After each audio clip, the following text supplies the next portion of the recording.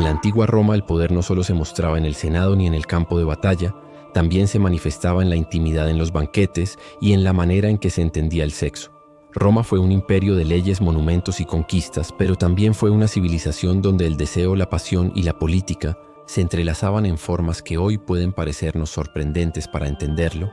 Debemos dejar atrás los prejuicios modernos y adentrarnos en un mundo donde la moral no era la misma que ahora, donde lo prohibido no siempre era lo que imaginamos y donde la cama podía ser un escenario tan importante como el Coliseo. La primera curiosidad que sorprende es que en Roma no existía el concepto de orientación sexual como lo entendemos hoy. Lo que importaba no era tanto el género de la pareja, sino el rol desempeñado en el acto. Ser activo era símbolo de poder, ser pasivo podía significar sometimiento. Así los ciudadanos libres buscaban siempre ocupar el papel dominante, mientras que los esclavos o extranjeros podían ocupar el otro lado y nadie lo veía extraño porque el sexo en Roma era también jerarquía. Pero la jerarquía no impedía el placer. Las paredes de Pompeya conservan grafitis y frescos donde se muestran escenas explícitas sin pudor para los romanos. El erotismo no era un secreto, era parte de la vida cotidiana, incluso en lugares públicos. Las termas eran espacios de socialización y también de deseo. Allí se mezclaban baños, charlas, negocios y encuentros íntimos. Era un recordatorio de que el cuerpo en Roma no era tabú, sino un instrumento más de la vida social. Otro aspecto curioso eran los amuletos fálicos, los llamados facinum, pequeñas figuras con forma de pene que se usaban para espantar el mal de ojo. Se colocaban en casas, en collares, y hasta en los cuellos de los niños se creía que el falo tenía poder protector, así que lo mismo adornaba una lámpara que la entrada de un taller para un romano. El símbolo sexual más evidente era también un escudo contra la mala fortuna.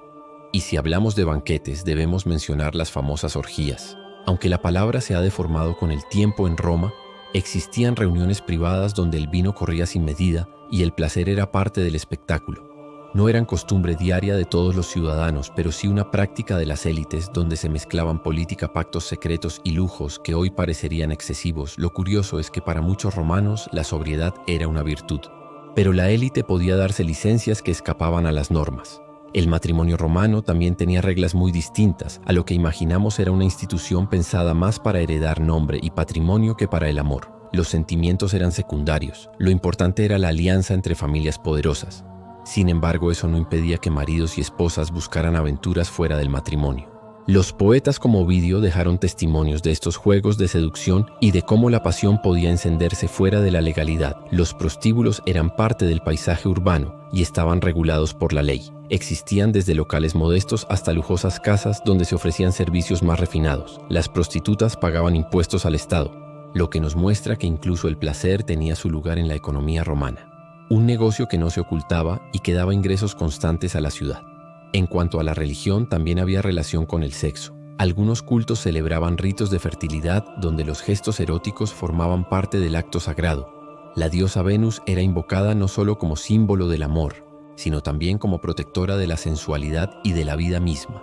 En esas ceremonias, lo erótico se mezclaba con lo divino, recordándonos que para Roma la frontera entre lo sagrado y lo carnal podía ser difusa.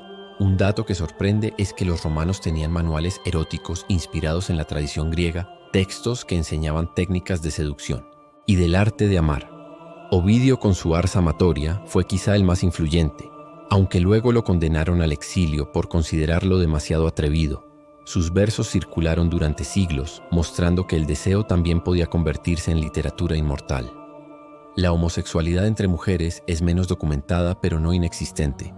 Algunos poetas mencionan relaciones femeninas, y aunque no se hablaba tanto como de los hombres, sí formaba parte de ese abanico de posibilidades amorosas que Roma aceptaba con menos prejuicios de los que hoy suponemos. Y no podemos olvidar que para los romanos la virilidad era tan importante que incluso los emperadores eran juzgados por su vida sexual. Un rumor sobre la intimidad de un líder podía convertirse en un arma política.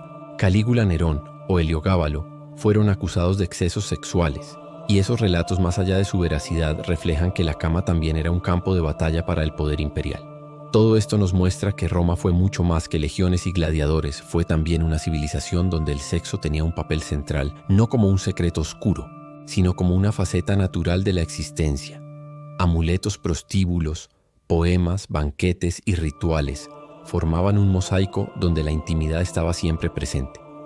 Hoy nos puede parecer escandaloso o fascinante, pero para los romanos era simplemente la vida misma. La próxima vez que pienses en Roma, no imagines solo el Coliseo, los senadores con togas blancas o las legiones marchando. También recuerda esas historias ocultas que nos revelan otra cara del imperio, porque allí en los muros de Pompeya, en las páginas de Ovidio y en los rumores de los palacios se esconde un testimonio vibrante de cómo el deseo y la historia caminan siempre de la mano. Gracias por ver este recorrido por las curiosidades sexuales de la antigua Roma. Si quieres más historias donde la vida cotidiana se mezcla con el pasado, suscríbete, comparte y déjame tu comentario, porque la historia siempre guarda secretos y aquí los vamos a descubrir juntos.